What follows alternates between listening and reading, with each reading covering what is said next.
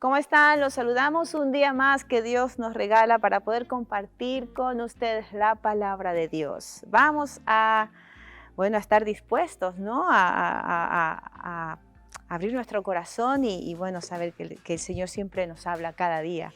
Lucas 23, vamos a leer desde el versículo 26 al versículo 32 y vamos a ver qué nos dice el Señor hoy. Cruz de salvación y juicio.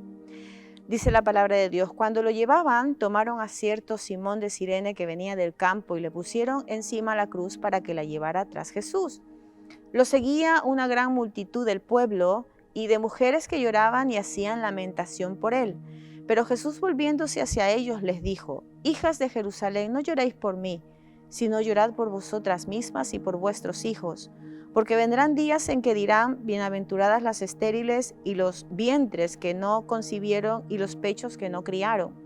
Entonces comenzaron a decir a los montes, caed sobre nosotros, y a los collados, cubrirnos.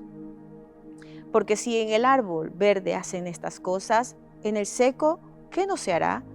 Llevaban también con él a otros dos que eran malhechores para ser ejecutados.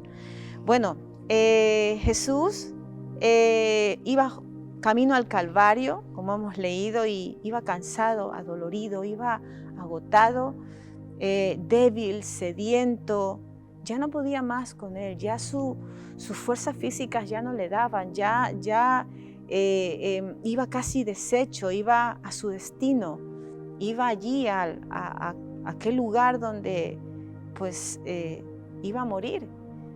Y sin duda, aunque suene un poco contradictorio, eso era lo que a él le daba más fuerza, de saber que iba a aquel lugar sí a morir, pero también saber que en ese lugar a donde él iba a vencer a la muerte también.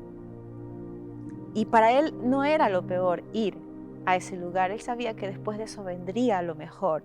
Entonces, humanamente en ese momento, para los que le habían conocido a Jesús, que lo habían seguido, que habían visto sus milagros, que habían sido testigos de cuántas cosas maravillosas él hizo, de cuánta sanidad, restauración, liberación.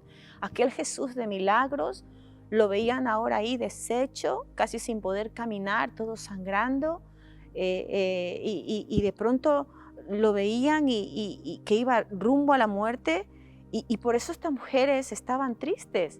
La multitud estaba triste, la multitud estaba llorando. Dice que había un grupo de mujeres que estaban ahí llorando, lamentándose, muy tristes, porque claro, no entendían el propósito de la muerte de Jesús.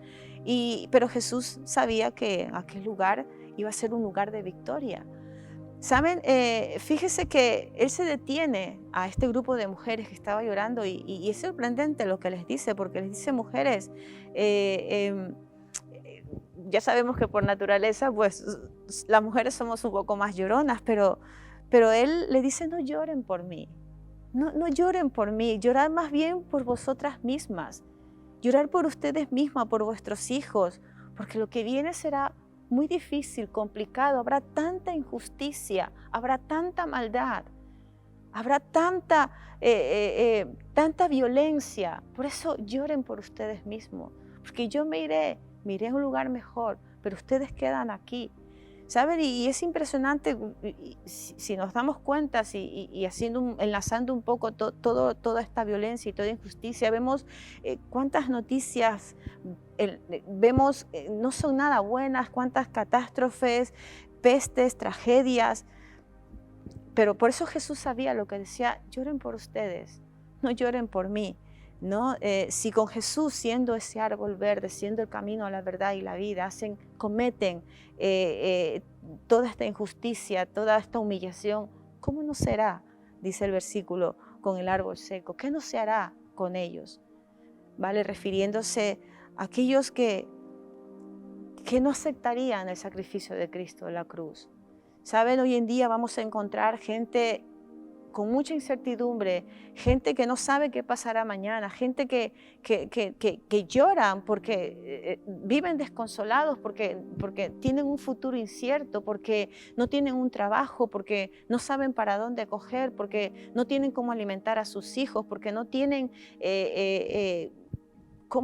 dónde dormir, tantas cosas que vemos hoy, tantas injusticias, los ricos siéndose más ricos y los pobres cada vez siendo más pobres. A todo eso se refería Jesús. Y Jesús le dice, no lloren por mí, lloren por ustedes mismos. Pero saben, bendito sea Dios que nos ha rescatado y también nos ha rescatado para precisamente ir a aquellas personas, a aquellos necesitados, aquellos que necesitan una palabra de aliento, una palabra de consuelo y poderles cambiar su destino, de que ya no vivan en la tristeza, en la pobreza, sino que puedan vivir en el gozo, en la libertad que solo Cristo nos puede dar. Sabe, permita, si usted a lo mejor recién está conociendo del Señor o se encuentra con este mensaje, permita que Jesús cambie su lamento en gozo. Permita que Jesús cambie esa enfermedad en sanidad. Permita que Jesús cambie su pobreza y le dé lo que usted necesita. Sabe, Dios está con los brazos abiertos para suplir nuestras necesidades, así que confiemos en Dios, busquémosle de todo corazón, porque solo en Él tendremos seguridad. Le decimos gracias, Señor, por tu palabra, Señor, una vez más. Señor, nos recuerdas y vemos, Señor, cómo está el mundo, Señor, cuánta injusticia, Señor, cuánta violencia, pero, Señor, tenemos la certeza y la seguridad, Señor, que estamos guardados en ti, Señor, y que, Señor amado, tú nos has salvado, Señor, para también nosotros poder ir y con tu mensaje salvar, Señor, a aquellos que necesitan, Señor, de un consuelo, Señor, Padre amado, de un abrazo, de una palabra que los levante y que los restaure, Señor. Gracias una vez más te damos por tu palabra, Señor, en el nombre de Jesús. Amén y amén. Que el Señor los bendiga, sean bendecidos.